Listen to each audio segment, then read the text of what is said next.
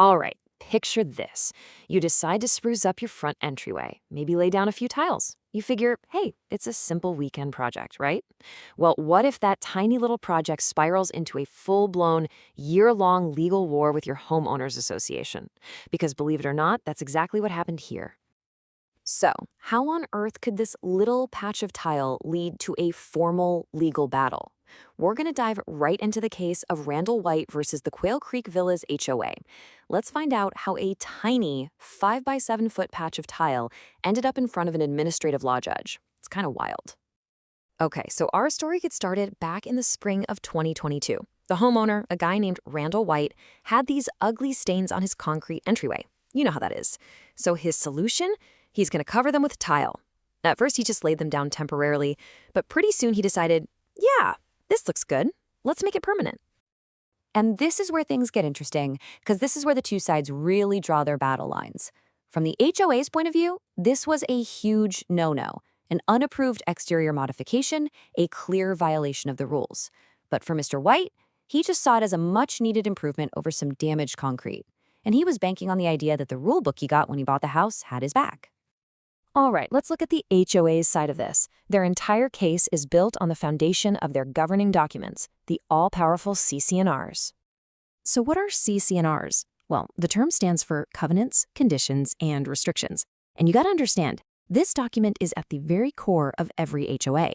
It's basically the legally binding contract you sign when you buy your home, and it dictates everything. We're talking paint colors, landscaping, and yep, you guessed it, even the tile on your entryway. And this quote right here, this is really the heart of the HOA's argument. It basically says that when you buy a home there, you're giving up some of your rights to control how the outside of your house looks. Why? Well, the whole point is to keep a consistent, uniform look across the entire community. So the association's case was pretty straightforward. They laid it all out. Argument 1, he violated the rules by not getting prior written approval. 2, he never even submitted the proper form to the architectural committee. 3, they warned him multiple times, and he just went ahead anyway. And their final point was that his tile could get in the way of their own maintenance duties down the line. It was a pretty clear-cut case from their perspective. And the paper trail really backs up this story of escalation. You can see it right here. Back in May 2022, the HOA tells Mr. White he needs to fill out a form for this. By early June, they find out the tile is already permanently installed and grouted. A couple of weeks later, boom, the lawyer gets involved, sending a formal letter. And this all leads to a final deadline in October for him to remove the tiles.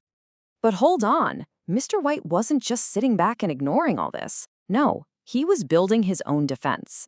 And his whole case, the entire thing, hinged on a really critical piece of evidence, the documents he was given when he actually bought his house. And this is where it gets crazy. His primary argument was that the set of CC&Rs he received at closing, what he called his contract, was flawed. It was literally missing pages 4 and 6. And can you guess what was on those missing pages?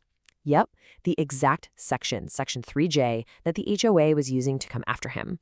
You can't make this stuff up. And then he added another major wrinkle to his defense. See, Mr. White is a retired professional engineer. So he pulls out this argument saying, hey, ripping out this tile isn't as simple as it sounds. He claimed it could cause catastrophic damage to the home's foundation. So now we're not just talking about a rules violation, we're talking about a potential structural nightmare. He also made the case that he tried to find a reasonable solution here. First, he argued that you couldn't even see the tile from the street, so what's the big deal? Then, he offered to just cover the whole thing with a custom rug. He even offered to give the HOA money up front to cover any potential future maintenance issues. But according to him, the association just shut down every single one of his attempts to find a compromise. So there you have it. 2 completely different stories, both sides with some pretty compelling arguments. The whole thing ends up in the lap of an administrative law judge who now has to make the final call.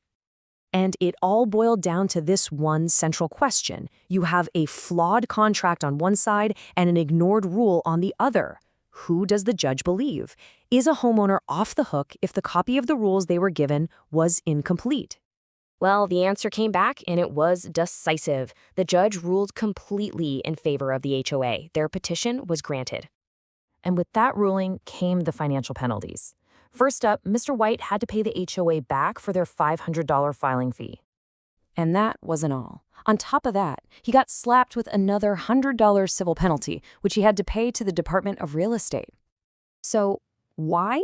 Why did the judge side so heavily with the HOA? Well, this is the crucial part. It all comes down to a legal concept called constructive notice. The judge's decision basically says that the officially recorded CC&Rs, the ones on file with the county, are the ones that legally matter. It doesn't matter what copy you were handed, the law says you're considered to have notice of everything in the official documents. So what does this whole case reveal? What's the big takeaway from this whole messy battle over a little bit of tile? Well, it tells us a ton about what it really means to live in an HOA. Honestly, this case is like a masterclass in HOA law. Lesson number 1, and this is a big one, the official record is king. The copy of the rules on file with the county is the ultimate authority, not the one you got at closing. Lesson 2, that constructive notice thing we talked about, it means I didn't know is pretty much never a good excuse. But here's the real kicker. The judge found evidence that Mr. White had actually mentioned the missing rule in an email before he even installed the tile. That just completely torpedoed his whole defense. And the final lesson is maybe the simplest. Just follow the process. Ignoring the rules, even if you have good intentions, carries a huge legal risk. And all of this leaves us with a really provocative question, right? In a community that's governed by all these contracts, where does a homeowner's right to their own property end and the community's right to uniformity begin? This case seems to suggest that the real answer isn't decided when you lay down a tile on your own doorstep, but when a document gets filed away in a county office somewhere, whether you've ever seen all its pages or not.